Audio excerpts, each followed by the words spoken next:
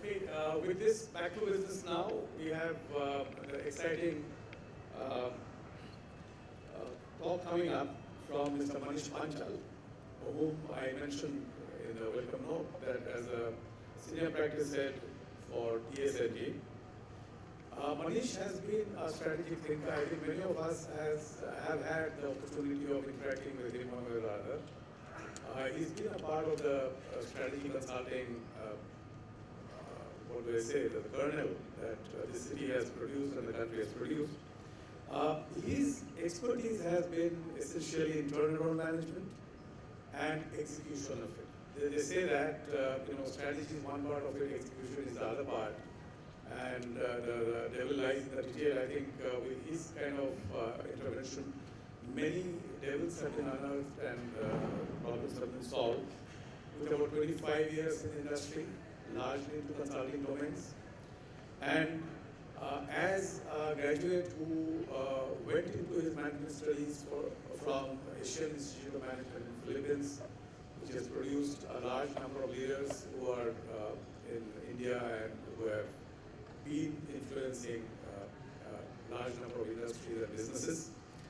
And he's also the founding member of Higher Education Forum. So with this, I now leave it for Manish to talk about the program theme and also specifically for Manufacturing 4.0 and Make in India. Over to Manish.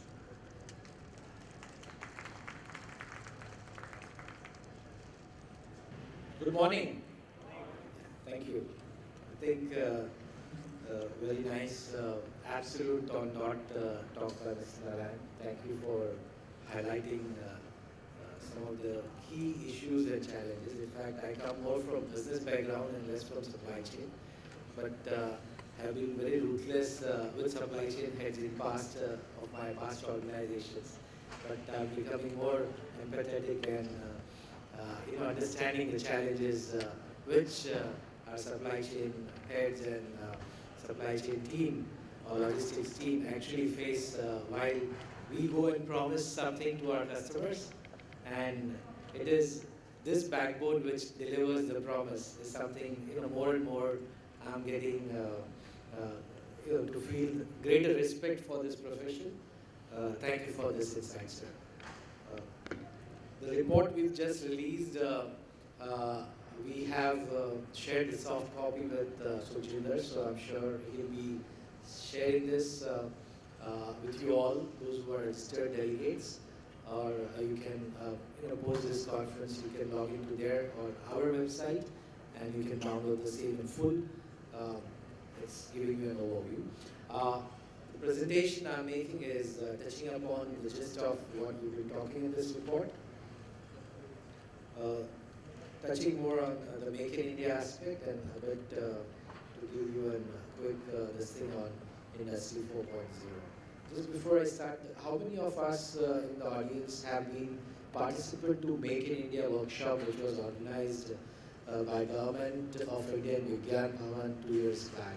Anybody here? It was a week prior to Christmas in 2014. Okay, and so since I was party to those discussions there in Vigyan Bhavan, and we've closely worked on 3 areas. So I had chemicals, energy, and supply chain. So I was participant to chemicals Make in India workshop, where we helped government to draft the final recommendations. Not on the supply chain front, but was fortunate to participate in that session also. And some of those just have been brought out here. Also, recently, we've done some work for several ports and doing traffic study, and fortunate to have some interaction with the infra ministry, Mr. Gadkari and his team. And we also had very close interaction on the other areas. And what my observation has been that today, if you ask me, government is working harder than the industry. I'm sure you would agree. Do you all agree? Yeah, I see a lot of hands up, which I think from similar dais in past before 2013, I think all of us were talking about policy paralysis and nothing is happening and we really didn't know where we are going, and overall global image of India was highly corrupt country, nothing happening in this country, to what it is. So I think we need to also be, being corporate leaders and also actively working, executing some of our plans. We need to also be a little bit sensitive about change management. I'm sure we all agree that as leaders, if there's any major change which we need to implement in our own organization, however large or small it is, it has its own change cycle. Similarly, I would request every participant here to step back and look at the kind of change management at the country level which is happening. Is not easy, and with all those difficulty, I think hats off to this government for getting GST rollout almost certain in July. So I think government needs a round of applause in their absence. Please do so. Thank you very much. I guess tomorrow we might get a chance to meet Mr. Prabhu for the award ceremony. I don't know, but that's what we've been told. So, and Mr. Gadkari was supposed to be cutting the ribbon, and we were fortunate he didn't come, so we got a chance. Thanks to Jinder for that, and thanks for choosing us as knowledge partner. So coming to our presentation, just a bit around Industry 4.0. As Industry 1.0, what was it? So when it was in the 18th century, water and steam powered mechanical manufacturing equipments were developed, and large-scale manufacturing was using some of these techniques for manufacturing is what typically we call as Industry 1.0. Industry 2.0 started in early 20th century, something around 1980s, 1920s, when mass production concept came in place. Electrically powered production with division of labor was something which was coming in, pioneered primarily by auto industry, and Bosch was one of those first few to bring in their lamps in mass manufacturing production approach. Industry 3.0 is something which starting 70s to what we've seen till last year, we talk about heavy use of electronics and IT for automation in manufacturing and integration of a lot of these things. So we've got SAP and various other technology tools to integrate how various silos across functions are operating and functioning. And today, from past 1 year or 1.5 years, we've been talking and hearing about Industry 4.0. Just for the knowledge of the audience, we've got a detailed report on this also in past. I won't be talking much on Industry 4.0 because we have panel members who touch and talk about those who are in execution mode for Industry 4.0. But just to give you an idea that cyber-physical systems connecting various aspects are talked about as part of Industry 4.0. Some of the global trends which we see is increasing focus on alternate production technologies and energy sources, constant improvement in business models to stay competitive is happening today, integration of IT in formulation of product, or we can say from innovation or development of product to manufacturing to storage to logistics is something which is a standard global trend which is all of us have observed. And what does this Industry 4.0 offers? It offers new tools for smarter material consumption, greater information storage in products, and real-time yield optimization, which will in turn help improve productivity, optimize performance, reduce risk, and probably help generate better revenues. And some of the advanced technologies which we would hear revolving around Industry 4.0 are IoT, Internet of Things, advanced materials, additive manufacturing, artificial intelligence, and robotics. So all of these, I'm sure you would also be attending subsequent sessions where we have dedicated sessions around some of these aspects. And some of my other colleagues and team members would be joining in and speaking on the forum tomorrow also. So you will be able to get their presentations and get more deeper insights. Now I'll touch on the aspects which we've covered in the report. So as we all know, what is the current status of government today? We are growing at reasonably healthy 7%, globally we've been talked about as one of the brightest star on the globe, uh, with this volume of growth happening in no other country. We have around 43% of our GDP, uh, where the contribution is from industry, agriculture and allied sector. The rest comes from the services. And logistics plays a crucial role in these sectors, with India having around 96,000 kilometers of roads, 69,000 kilometers of rail network, 13 major ports, and nearly 200 minor ports, and more than 110 million metric tons of warehousing capacities. As I just mentioned about government implementing the big initiative of Make in India to transform nation into a global manufacturing hub. To do so, we expect the growth of manufacturing sector to be around 12 to 14%, and share of manufacturing in country's GDP is expected to grow from current 16% to around 25%, and this is what government has targeted by 2022. Government intends to increase domestic value addition and technological depth in manufacturing and enhance global competitiveness. It is expected to generate more than 100 million additional jobs by 2022, and the focus would be to ensure environmentally and social sustainable growth. In order to achieve Make in India plan, multiple initiatives are under implementation, and some of these are ease of doing business, which we keep hearing. We all know that decade back, India, starting business in India was around 120 days. These are global reports talking about it.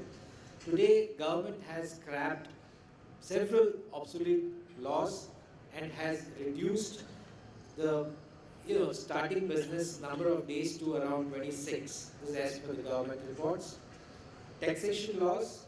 Currently, there are different taxation policies in each state and union territories. There is higher tax burden on crossing state borders, and there are 15 different taxes and multiple agencies and authorities where you need to get permits and license, which we just heard from Mr. Narayan. Going forward, what we believe is a lot of it might get eliminated to great extent with GST rollout, which is expected by July 17. On logistics infrastructure, overburdened roads, rail and port infrastructure, which is what has been the story which we keep hearing. And the impact of that is lower transit speeds, 2 times higher turnaround time compared to world average. And so we don't talk about world best roads, I'm talking about world average. And today, the road laying has risen to around 28 kilometers a day.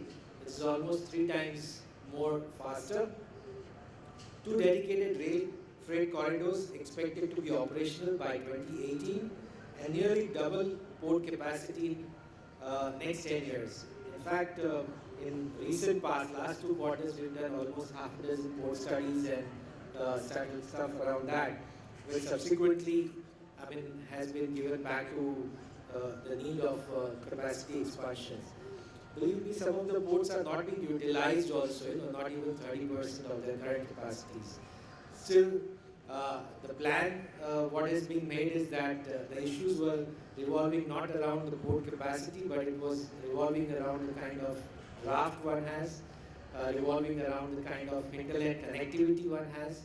And all these aspects have been taken up, and government is seriously looking at how to create that multimodal approach. I'm not too sure about the inland waterways plan and strategy. I'm not too sure when it gets implemented because it's a tough task. But we may see light of the day in that also, maybe in some parts of the country.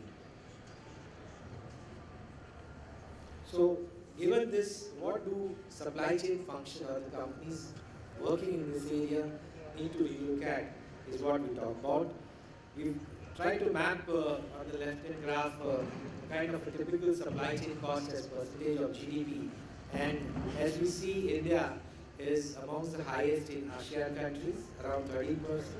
And on the right in the pie chart, we try to break up, given a breakup of the overall supply chain cost.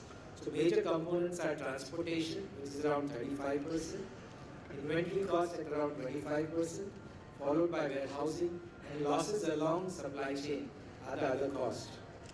As we progress in infrastructure development and also expected changes brought in by Industry 4.0, we need to also relook at all the costs while simultaneously working on improving upon the services and customer satisfaction. So there's a 4-step approach we've recommended, and there's something around the survey feedback. So we've done a survey feedback a couple of weeks back. I think many of you have participated in that, and the outcome was that nearly half of the industry leaders are not satisfied with current state of their supply chain situation. More than 2/3 of the respondents feel that there is a significant scope of improvement in their supply chain across 4 areas, which are planning. To be more specific, it's revolving around information visibility and collaboration between supply chain functions, inventory management, issues of optimizing inventory while reducing stocks, and distribution and freight, revolving around increasing freight costs day by day and need to relook at warehousing network, which of course I think many of us have already done or would be relooking at pre and post GST scenarios, and sales and marketing, where managing OTIF levels and sales force effectiveness are the areas which were highlighted during our survey. And to bring in a recommendation around that, we've given a 4-step approach. Step 1 is scan comprehensive scan. So we're talking about comprehensive relook is required, inward and outward both. When we talk of inward, it's more about what products you are serving and the kind of services you are offering, and try to do some kind of benchmark to the business environment which exists, what kind of market opportunity exists, and what is your competition doing. I'm referring from business point of view. Second, define. So your future growth ambition needs to be defined. And what kind of supply chain capabilities is what you need to develop, need to be rethought about. Then